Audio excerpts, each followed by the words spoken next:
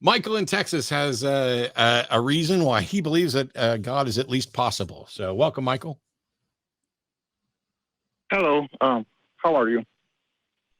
I'm doing all right. Great. So I just wanted to make the arguments that there is probably a God out there. Why?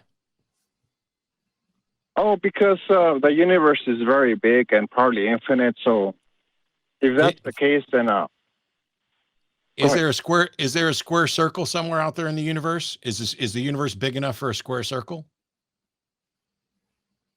Well, no, that will violate the laws of physics and the laws of logic.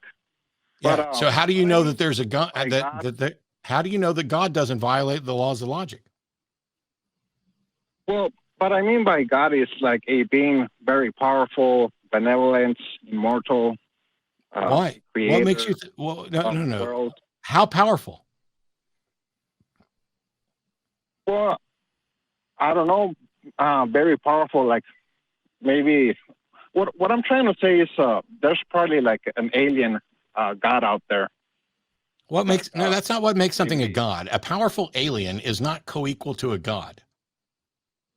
God at least has, within the God of classical theism has normative definitions.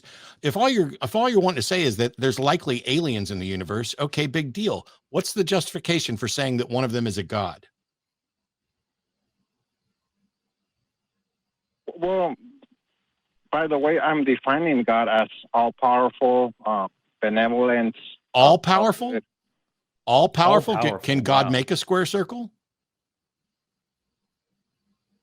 No. Okay, so clearly he's not all powerful, but what makes you think that there's an alien out there that is all powerful? Well, what I'm trying to say is there's probably a very powerful alien, like an alien that creates I don't know, planets, worlds. Well, how do you know that is probable? You keep saying it's probable. Well, because as I said, the universe is very big and probably infinite. I don't know if you heard of the infinite monkey theorem. So if the universe is very big, and the possibility, but the universe also has like laws that describe how it works, right? So yes, based correct. on our current understanding of astrophysics, it doesn't matter how big the universe is. Or how many, chances you could say the universe has to do it. Like you're not going to necessarily create a blue whale fully formed in an instant in the middle of space, right? Like there are some things that are limits on this sort of infiniteness of the universe. People say the universe is infinite, and I think they're mostly talking about it's infinite in terms of space, right? It's not even infinite in terms of time. As far as we know, right? Time like goes backwards and we know how old the universe is. So it's not infinite in time. So, people say, oh, the universe is infinite. I think they mostly mean in space. And that doesn't get you very far when you're talking about like, can we just conclude that things must probably exist? Because you could replace God with anything in that definition and you could make the exact same argument, right? True.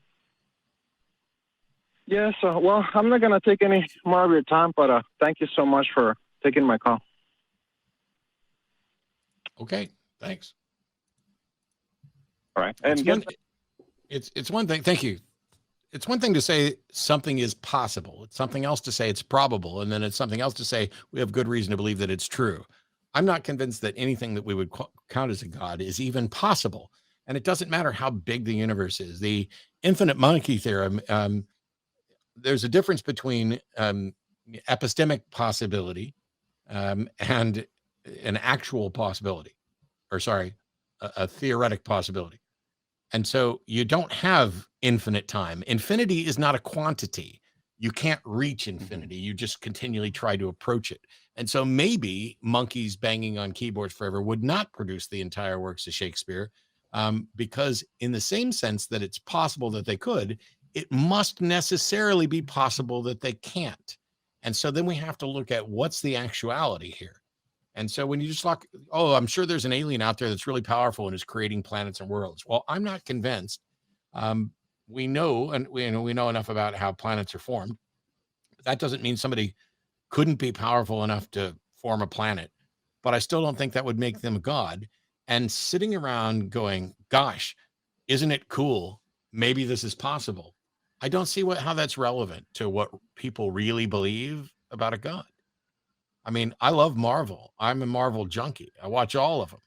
Thor is a god, but he's not, not real. And by the way, that goes for my pagan friends too. Thor isn't real. Prove me wrong. Actually, I probably don't have any pagan friends left, but if you're pagan and you're listening and you think Thor is real, call in and prove it.